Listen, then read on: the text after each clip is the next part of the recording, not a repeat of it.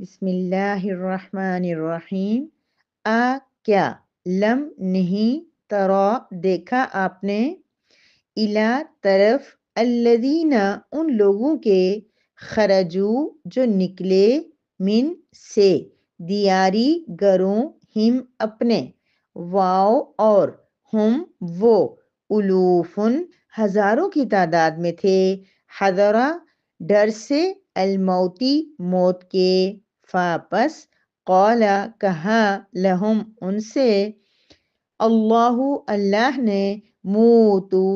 تم مر جاؤ، ثم پھر، احیا زندہ کر دیا، ہم انہیں، ان بے شک، اللہ اللہ تعالی، لذو والے، فضل فضل، علی پر، الناسی لوگوں، واو اور، لیکن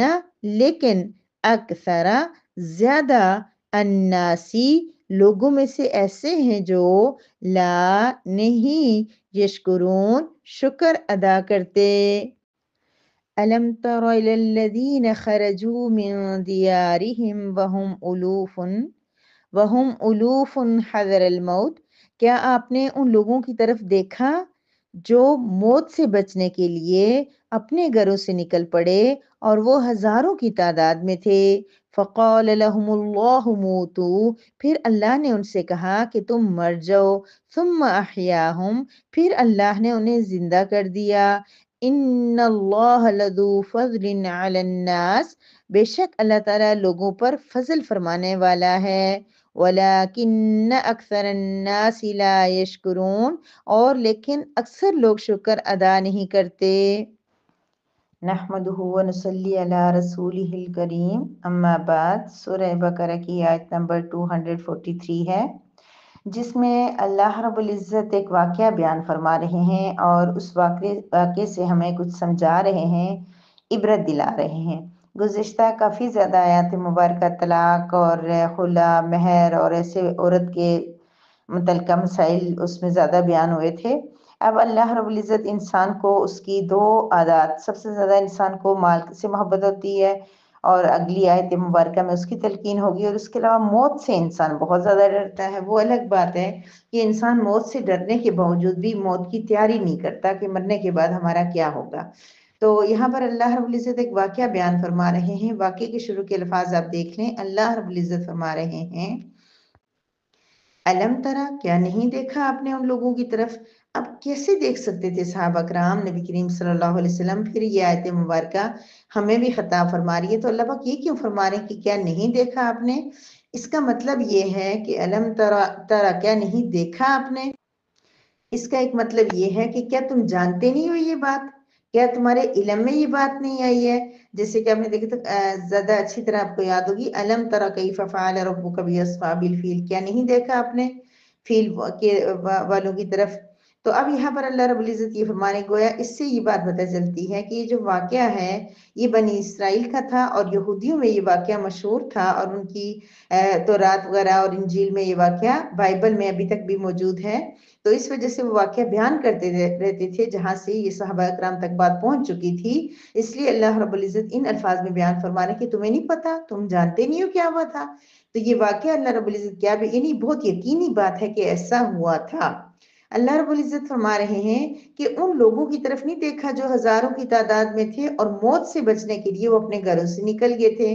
گھر سے نکلنا کسی کے لیے بھی آسان نہیں ہوتا، گھر انسان کو، وہ عورت ہو مرد ہو، ہر ایک کو بہت پیارا ہوتا ہے۔ انسان کہیں بھی جائے، کتنی خوشحالی میں، آرام میں، عیش میں ہو، لیکن وہ چاہتا ہے کہ اپنے گھر جائے، اپنے گھر جیسا آرام نہیں ہوتا۔ اسی لیے اکثر لوگ کہتے ہیں کہ فلاں لڑکی جو اپنے گھر سے بھاگ گئی، یا یہ گھر چھوڑ کے چلی گئی، شادی شدہ لڑکی چلی گئی، تو اس کے پیچھے بہت ساری باتیں ہوتی ہیں، بہت سارے مسائل ہوتے ہیں، بہت ساری اسٹرگل ہوتی ہے، کیونکہ کوئی بھی اپنے گھر سے بھاگنا نہیں چاہتا۔ یہ لوگ کیوں گھر سے بھاگے تھے؟ اس کی دو ریزنز بتائی جاتی ہیں حدیث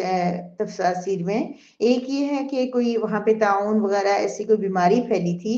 اور وہ اس کی وجہ سے وہاں سے بھاگ گئے کہ ہم شاید یہاں سے نکل جائیں، یہاں سے کہیں دور چلے جائیں تو یہ بیماری ہمارا پیچھا چھوڑ دے گی۔ اور دوسرا یہ تھا کہ ان پہ جو ہے دشمن مسلط ہو گئے تھے، اسپیشل جب بنی اسرائیل کو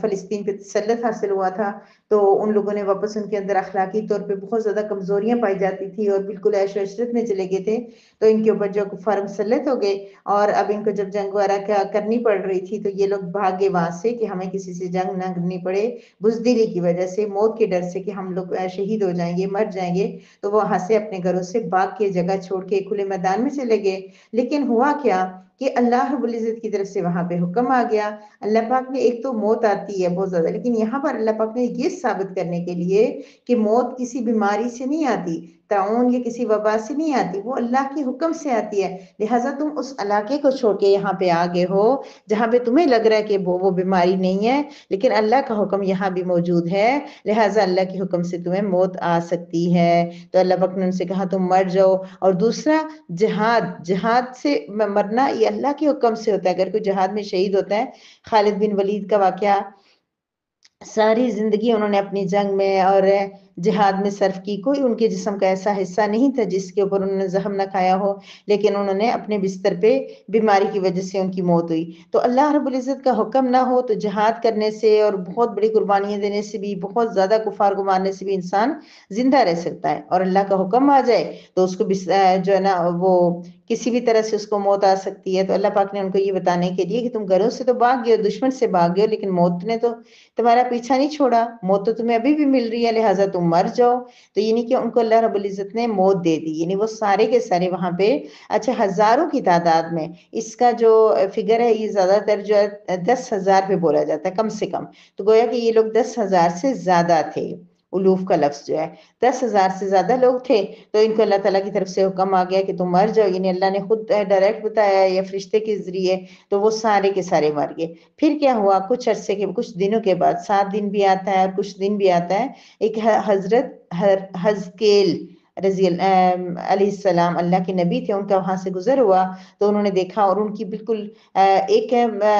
تفسیر میں ان کی آتا ہے کہ کچھ دنوں بعد کی بات ہے، اور ایک تفسیر میں آتا ہے کہ بہت وقت گزر گیا تھا۔ مستند تفسیر میں ہے کہ بہت زیادہ لمبا عرصہ گزر گیا، ان کی ہڈیاں گل سڑ گئی، سب کچھ ختم ہو گیا، بس ہڈیاں پڑی ہوئی تھی۔ جب ان نبی کا وہاں سے گزر ہوا تو انہوں نے وہاں پر دیکھا تو انہوں نے حیران ہو گئے کہ اتنی دنیا، یعنی اتنی جگہ جگہ لاشیں، اور ان کا یعنی وہ ان لوگوں نے نا، جب وہ فوت ہوئے تھے، جب ان کے علاقے کے لوگ آئے اور باقی ارد گرد کے لوگ آئے تو انہوں نے دیکھا کہ اس قدر تعداد بڑی، تو انہوں نے پھر کفن دفن کا کوئی انتظام نہیں کیا، انہوں نے کہا ان کو ہم کہاں دفن کریں، تو انہوں نے ایک لکیر سی کھینچ دی اور وہاں آنا جو ہے نا بند کر دیا کہ یہاں پہ بس جنازے پڑے ہوئے ہیں۔ تو پھر یہ کہ انہوں نے اللہ رب العزت سے دعا کی کہ اللہ ان کو دوبارہ زندہ کر دے، اور اللہ کے نبی تھے، اللہ کی طرف سے ان کو الہام وحی ہوئی ہوگی کہ اس طرح واقعہ ہوا ہے، تو اللہ رب العزت کی طرف سے انہیں حکم ہوا، تو ان نبی نے کیا کیا، اللہ کے حکم سے ان کو کہا کہ آپ جو ہے نا ہڈیوں کو حکم دیا کہ آپ ہڈیاں اپنی ہڈیوں کے ساتھ اپنے جوڑوں کے ساتھ جڑ جائیں، پھر گوشت چڑھ جائے، پھر اس طرح کرتے کرتے انہوں نے دعا کی کہ اللہ تعالیٰ کے حکم سے جو آپ کے روح اندر روح آ جائے، تو تمام لوگ زندہ سلامت ہو گئے، کھڑے ہو گئے، زندہ ہو گئے وہ لوگ، اور حیران بھی ہو گئے، اور کلمہ طیبہ پڑھنے لگے، اور انہوں نے اپنے گناہ سے توبہ بھی کر لی۔ تو یہ سب تو اللہ رب العزت، اچھا یہاں پر ایک بات سمجھنے کی ہے کہ اللہ رب العزت جتنا واقعہ سناتے ہیں ہمارے لیے اتنا ہی کافی ہوتا ہے، مزید ڈیٹیل میں جانے کی ضرورت بھی نہیں ہوتی۔ اللہ پاک ہمیں یہ عبرت دلانا چاہ رہے ہیں، یہ بتانا چاہ رہے ہیں کہ کوئی بھی انسان جو اس کی موت کسی نہ بیماری کی محتاج ہے، نہ کسی کی گولی کی محتاج ہے، نہ ہی کسی جہاد کی محتاج ہے، جب اللہ کی طرف سے موت آئے گی تو وہ آ جائے گی، کوئی انسان اپنی موت کو ٹال نہیں سکتا۔ اصل میں اللہ رب العزت یہ بتانا چاہ رہے ہیں،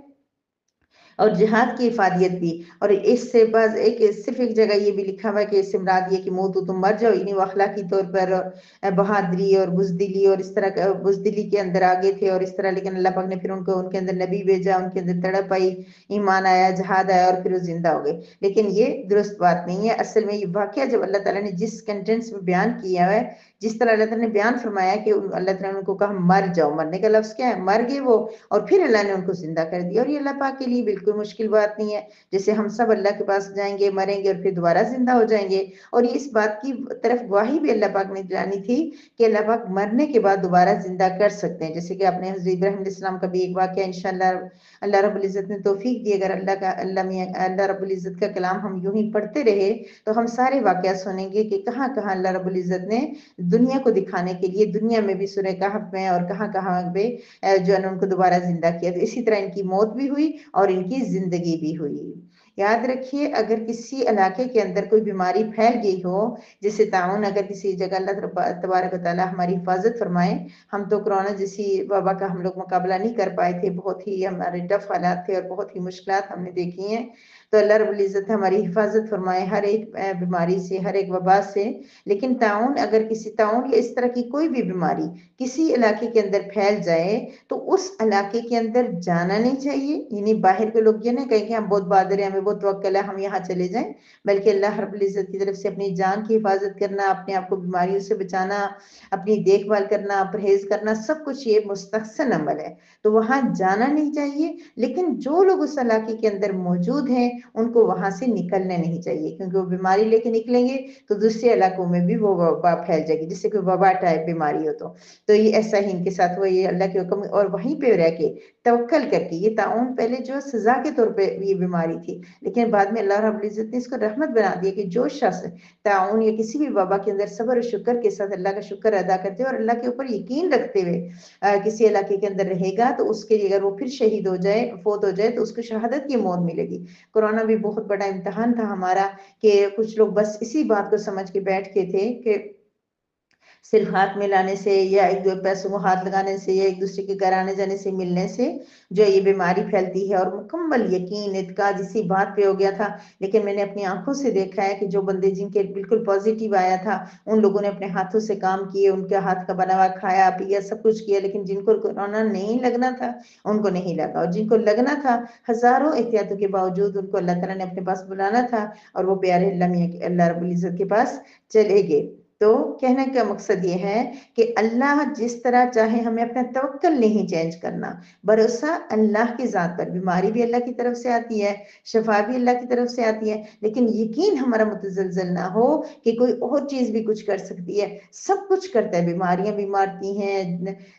گولی پستول سے بھی بندہ مر سکتا ہے، سب کچھ، لیکن حکم کس کا؟ اللہ رب العزت کا۔ ان اللہ لذو فضل علی الناس ولکن اکثر الناس لا یشکرون۔ ذہن میں سوال آتا ہوگا نا، یہ لوگ ان کو اللہ تعالیٰ نے مردہ کیا پھر دوبارہ زندہ کر دیا، یہ تو اس کے بعد انہوں نے بڑی عبرت پکڑی ہوگی، بڑا انہوں نے نیک بن گئے ہوں گے، ان کے ساتھ اتنا بڑا واقعہ ہوا، یہ مر کے دوبارہ زندہ ہوئے، ایسے تو ہم ہوتے تو ہم تو واقعی اس کے بعد جو ہے نا اتنی بڑی موت دیکھ کے ہم آتے تو ہم اس کے بعد کبھی گناہ نہ کرتے۔ میری پیاری پیاری پیاری بہنوں، ہر روز ہم لوگ جب رات کے وقت سوتے ہیں نا، جب ہمیں کچھ ہوش نہیں ہوتا ہمارے ارد گرد کیا ہو رہا ہے، جب تک بہت اونچی آواز نہ ہو، نارملی کوئی ہمارے پاس چل رہا ہو، بول رہا ہو، کھا رہا ہو، پی رہا ہو، کوئی کچھ کر کے چلا جائے، ہمیں نہیں پتا ہوتا، اور بالکل غنودگی اور نیند کے اندر ہم ہوتے ہیں، تو یہ بھی ہماری ایک چھوٹی سی موت ہے، یہ ہماری موت ہے، موت کا ہی ایک حصہ ہے، اور پھر ہم اللہ رب العزت صبح سویرے ہمیں جگا دیتے ہیں، ہم اٹھتے ہیں، یہ اتنا پیارا نظارہ پوری دنیا ہم دیکھتے ہیں۔ تو کہنے کا مقصد یہ ہے کہ اگر ہم نے عبرت حاصل کرنی ہو تو ہم اپنی نیند سے بھی عبرت حاصل کر سکتے ہیں کہ سو کے جاگے اللہ رب، اسی لیے تو دعا ہے نا، الحمدللہ الذی احیانا بعد ما اماتنا، کیوں وہ کہتے ہیں ہم وإلیہ النشور، کہ ہمیں مرنے کے بعد اللہ رب العزت نے دوبارہ اٹھا دیا، تو ہمیں بھی تو اس سے عبرت حاصل کرنی چاہیے جب بھی ہم صبح اٹھیں کہ اللہ پاک نے ہمیں دوبارہ زندہ کر دیا ہے، تو پھر ہمیں بھی اللہ کا ولکن اکثر الناس لا یشکرون، لیکن اکثر لوگ شکر ادا نہیں کرتے۔ یہ فضل ہے نا اللہ رب العزت کا،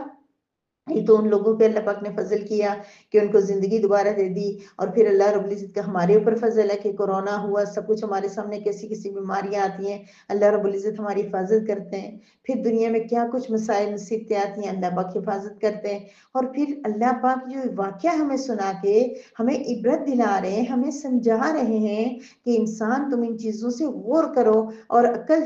سے کام لو اور اپنی آخرت سنوارو اور اللہ رب العزت کی رضا حاصل کرنے والے بن جاؤ، یہ بھی تو اللہ کا فضل ہے۔ لا یشکرون، تو ہمیں کیا کرنا ہے؟ اللہ رب العزت کا شکر ادا کرنا ہے، اور اللہ رب العزت کا شکر ادا کرنے کے لیے الحمدللہ، شکر اللہ، الحمدللہ، صرف زبان سے نہیں، دل کی گہرائیوں سے، یا اللہ تیرا شکر، کیا کچھ یقین مانیے اگر ہم دن گننے بیٹھ جائیں نا کہ اگر ہمیں کچھ مشکلات ہیں وہ ہم گنیں گے، اچھا مجھے تھوڑا طبیعت میری ٹھیک نہیں رہتی، درد رہتا ہے، یا پھر ہم کہیں گے اچھا پیسوں کی آج کل بڑی کمی ہو رہی ہے، اچھا اولاد تھوڑی نافرمان ہے، ہسبینڈ خیال نہیں رکھتے، کچھ بھی ہمارے چند چیزیں ہوں گی، 2 4 5 8 10 ہو جائیں گی، لیکن اگر نعمتیں ہم گننا شروع کر دیں تو ہم گن گن کے آنکھیں، ناک، کان، سننا، بولنا، چلنا، کھانا پینا، یہ رزق، یہ کمرہ، یہ گھر، یہ آرائشیں، یہ آرام، یہ سکون، یہ رشتہ دار، یہ بچے، کتنی نعمتیں، زمین آسمان، کتنی نعمتیں ہیں، ہم ان کو گن نہیں سکتے۔ تو ہم کہہ سکتے ہیں اللہ رب العزت اپنے بہت نعمتیں دی ہیں، ہم شکر ادا نہیں کر سکتے، آپ ہمیں توفیق دیجیے۔ اس کے لیے پیارا سا جملہ، ربی اوزعنی ان اشکر نعمتک التی انعمت علی۔ اللہ رب العزت سے مانگے نا، ہمیں نہیں پتہ چل رہا ہم کیسے دعا کریں، ہم اللہ سے ربی اوزعنی، اے رب تو مجھے طاقت دے، تو مجھے توفیق دے کہ میں تیرا شکر ادا کروں ان نعمتوں پر جو تو نے مجھے عطا کی۔ حضرت ابوبکر صدیق رضی اللہ تعالیٰ عنہ کی دعا ہے، سورہ احقاف میں بڑی خوبصورت دعا ہے، بڑی پیاری دعا ہے، ربی اوزعنی سے سٹارٹ ہوتی ہے۔ تو بہرحال ہمیں اللہ رب العزت کا شکر ادا کرنا چاہیے ہر حال میں، الحمدللہ علی کل حال، ہر وقت پڑھنا چاہیے، کیونکہ اللہ کی نعمتیں بہت زیادہ ہیں، کچھ آزمائشیں ہوں بھی تو ان کے مقابلے میں۔ وآخر دعوانا ان الحمدللہ رب العالمین۔